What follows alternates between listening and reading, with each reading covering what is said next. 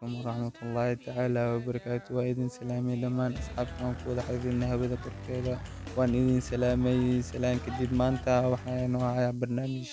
برنامج كاسو warbixin taasoo ee dalalka qaar inay diiday PUBG Mobile waxaa ka mid ah waa ilaa iyo 5 dal waxay mamnuucday PUBG Mobile maxaa keenay sababo badan oo intaas la xiriirto in PUBG Mobile dalalka qaar laga xanibo waxaa keeni karo arrimo amni iyo arrimo waxbarasho dadkii qasqas iyo dagaal badan oo oogay arrimaha PUBG waa ujeedin waxaa ka mid ah dalka China, Afghanistan ilaa iyo Nepal dalka la dhahayo Iran, Jordan